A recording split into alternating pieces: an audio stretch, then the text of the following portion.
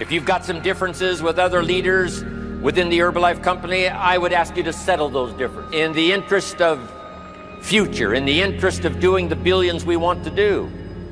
Because when top leaders don't work together, I'm telling you, it is incredibly costly to the whole company. When it's costly to the whole company, it's costly to each individual organization. But if we work together, all of that can be taken care of. Even if you've got some differences, find something you have in common and see if you can't work together, while then you work on settling those differences. I'm asking all of you to follow that example and do the same thing. Not only work together with someone else, but get other people to work together, and then we can finish the job Mark gave us to do all those years ago. Had the president's team not responded a few years ago to Mark's call and worked together on covering the world, someone from Africa going to Europe, someone from Europe coming to America, someone from America going to Japan. Not working together is so costly. Not settling these little differences is so costly. I don't want these billions to be missing in the future. I want every billion. I'm jealous about every billion in sales because of what it represents. So let's get it done and let's work together. Let me leave you now with this message. 3 important words I want you to consider. First is compassion. Mark's compassion to help people was unprecedented. He demonstrated it every day. He truly wanted to reach everybody. And if it would have been at all possible for him to have reached everybody in person, he would have done that. He would have walked the streets. He would have covered the world and touched everybody individually if he possibly could have. But he couldn't touch everybody individually by himself. He touched as many as he could, signed as many autographs as he could, took as many pictures as he possibly could, flew as many miles as he could, did as many meetings as he possibly could, did as much training as he possibly could. Nobody did it better.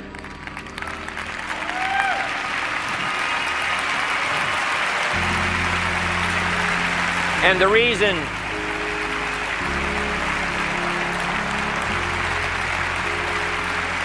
is because he had this driving compassion that if he could reach somebody with the products, they would not suffer what he had seen other people suffer without the Herbalife products.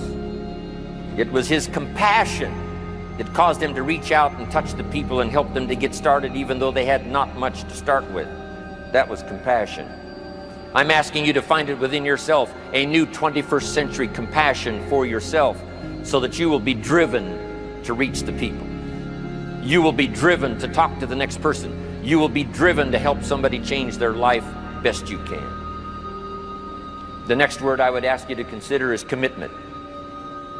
If all of us will commit to the dream, if we will commit to the opportunity, if we will commit to the chance to be the best in influencing our industry, the best in network marketing around the world, a commitment of developing leadership second to none, of putting together a team that can finish the job over the next few years, committed to the next 20 years, if all of us will make that personal commitment, I'm telling you the collective commitment will be unbeatable as we go now country after country with the 49, 50 we've already got, using all of that information, all of that experience, getting to the rest of the countries of the world with commitment. We can do that. The collective commitment will be awesome. Our total collective commitment can solve any problem, develop any product, go any place, reach any community, and touch anybody that needs to be touched with the Herbalife opportunity. There's nothing more powerful than collective commitment. I promise you mine. And if you will promise yours to me, and I promise mine to you, and we promise ours to Herbalife. West Texas rancher had a coming out party for his daughter. Now this was one of those real rich Texans. I mean, thousands of acres of land, tens of thousands of head of cattle, dozens of producing oil wells. I mean, a great big house and an Olympic-sized swimming pool. Now, this coming out party for his daughter, us salespeople refer to that as group prospecting. I mean, he wanted to have a look of all of the fine young men in West Texas, so they came in from 100 miles away. Well, they had a marvelous occasion, and along about midnight, the host invited them out to his Olympic-sized swimming pool, which he'd had the foresight to stock with water moccasins and alligators. And he said to the young men, he said, now the first one of you young men who will jump in this pool and swim the length of it, he said, I'll give you 5,000 acres of my best land. And if you don't want the land, he said, I'll offer you $1 million in cash. And he said, if you don't want that, I will give you the hand of my beautiful daughter in marriage. Now, I don't have to tell you fellas this, but I think it's obvious that everybody knows that she is our only heir.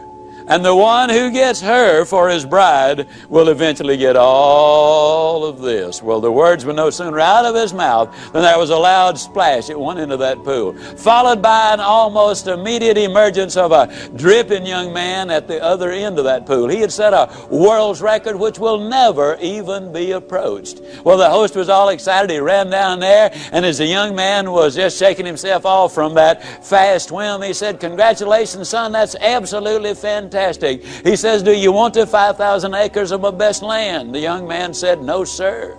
He said, well, do you want the $1 million in cash? He said, no, sir. Well, he said, then, son, I've got to assume that you want the hand of my beautiful daughter in marriage. The young man said, no, sir. And the West Texan said, well, son, for crying out loud, what do you want? The young man said, I want to know the name of that dude that pushed me in the swimming pool.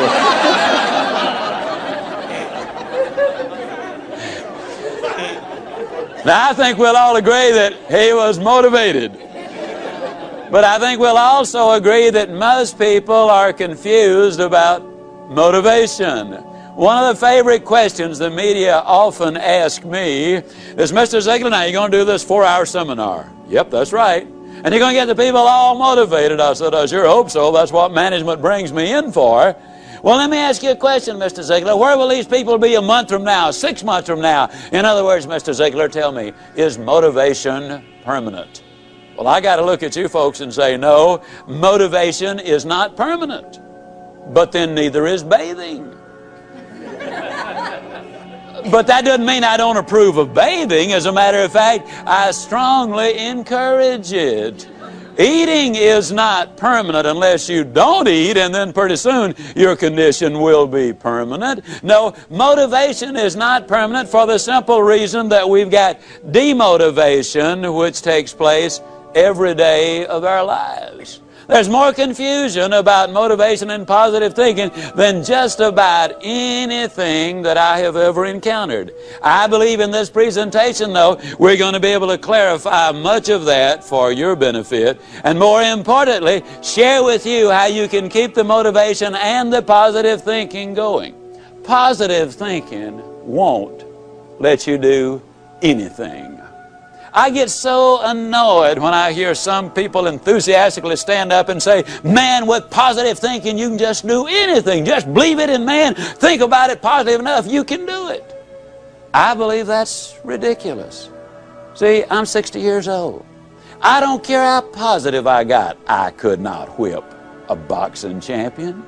I don't care how positive I got. I could not play football in the NFL or the basketball in the NBA.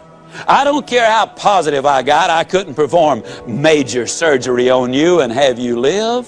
Nor could I give you a lecture on nuclear physics. Positive thinking won't let you do anything, but it will let you do everything. Better than negative thinking will. Now, I know that for most busy people, getting regular exercise is about as easy as climbing Mount Kilimanjaro. But it can be done. You've just got to have a plan. You've got to set some goals, because it's just as difficult to reach a destination you don't have as it is to come back from a place you've never been. Unless you have definite, precise, clearly defined goals, you will not realize the maximum potential that lies within you. And this applies to every aspect of your life, not just to exercise. Now, here's some steps you can take towards that end. First, identify your goals, and next, set a deadline for reaching them. Make a list of obstacles you have to overcome to reach your goals. Identify the people who can help you overcome those obstacles, and make a list of skills you have and those you need to achieve your goals, and then develop a plan. Now, a word about goals themselves. There are 7 different kinds of goals. There are physical, financial, spiritual, career, family, mental, and social. And these 7 types of goals share several characteristics. First, to be effective, they must effect change. We must have some big goals because thinking big creates the excitement necessary for accomplishment.